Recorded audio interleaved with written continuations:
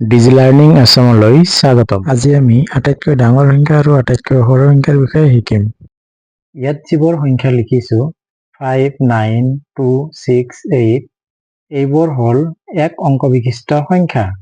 এনেকুৱা ধৰণৰ আমি এক অংক বিশিষ্ট সংখ্যা মুঠ 10টা পাম, আমি আগতে পাই আহিছো। এতিয়া ইয়াৰ ভিতৰত যদি কওঁ আমি আটাইতকৈ সৰু কি হ'ব পাৰে এক অংক বিশিষ্ট সংখ্যা, 1 হ'ব পাৰে, 0 হ'ব পাৰে। এতিয়া আমি চাব লাগিব 1 আৰু 0ৰ ক্ষেত্ৰত 1 হ'ল আমাৰ স্বাভাৱিক সংখ্যাৰ লগত আছে আৰু 0 বুলি ক'লে আমি পূৰ্ণ সংখ্যাৰ ক্ষেত্ৰত চাব লাগিব। গতিকে আমি যদি কওঁ এই দুয়োটাই এক অংক বিশিষ্ট সংখ্যা হয়, গতিকে আমি যদি কওঁ যে এক অংক বিশিষ্ট আটাইতকৈ সৰু স্বাভাৱিক সংখ্যা তেতিয়াহ'লে হ'ব 1। আৰু যদি কওঁ যে এক অংক বিশিষ্ট আটাইতকৈ সৰু পূৰ্ণ সংখ্যা তেতিয়াহ'লে আমি ক'ব লাগিব 0। এতিয়া এক অংক বিশিষ্ট আটাইতকৈ ডাঙৰ সংখ্যা হ'ব 9। 9ৰ পাছত 10 পাম। 10ত আমাৰ দুটা অংক আছে, 1 আৰু 0। গতিকে আমাক কৈছে এক অংক বিশিষ্ট আটাইতকৈ ডাঙৰ। 9 হ'ল আটাইতকৈ ডাঙৰ, ইয়াৰ পিছৰ সংখ্যাটোৱে হ'ব দুটা অংক বিশিষ্ট, গতিকে আটাইতকৈ ডাঙৰ 9। এতিয়া আমি দুটা অংক বিশিষ্ট সংখ্যাৰ ক্ষেত্ৰত চাম 10, 11, 12, 25, 35, 45, 76, 95, 99 এই প্ৰতিটিও হ'ল দুই অংক বিশিষ্ট একোটা সংখ্যা। ইয়াত যিবোৰ লিখিছো ইয়াৰ বাহিৰেও আৰু বহুতো সংখ্যা আমি পাম দুটা অংক বিশিষ্ট।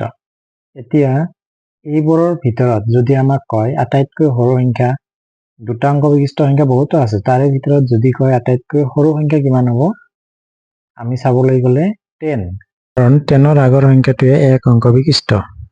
আমাক কৈছে দুটা অংক বিশিষ্ট আটাইতকৈ সৰু সংখ্যা, গতিকে আটাইতকৈ সৰু সংখ্যা হ'ব 10। 10ৰ পিছত আমি 11, 12, 13, 14, 15 এনেকৈ গৈ গৈ আপ টু 99লৈকে পাম।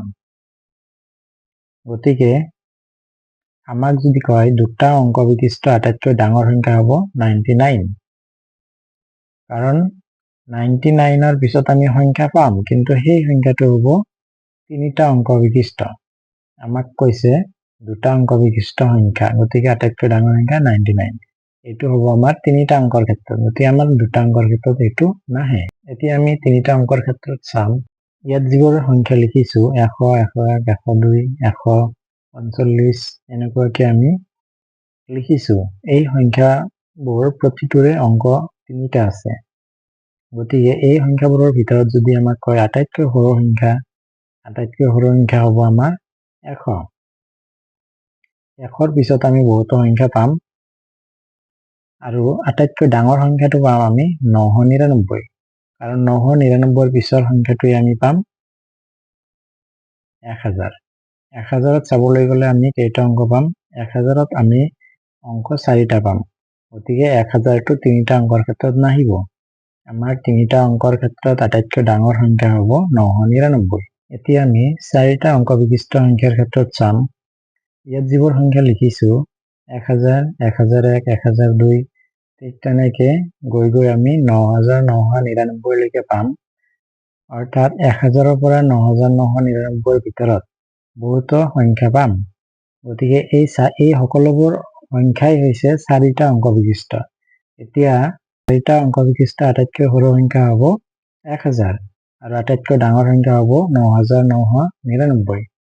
ঠিক তেনেকৈ আমি আন 5টা অংকৰ ক্ষেত্ৰতো 6টা অংকৰ ক্ষেত্ৰতো সংখ্যাবোৰ লিখিব পাৰিম। ইয়াৰ পৰা আমি ক'ব পাৰো যদি আমাক দুটা অংক বিশিষ্ট আটাইতকৈ সৰু সংখ্যা লিখিব দিয়ে তেতিয়াহ'লে আমি প্ৰথমতে এক অংক বিশিষ্ট আটাইতকৈ ডাঙৰ সংখ্যা অৰ্থাৎ 9, ইয়াৰ লগত যেতিয়া আমি 1 যোগ কৰিম আমি দুটা অংক বিশিষ্ট আটাইতকৈ সৰু সংখ্যাটো পাই যাম।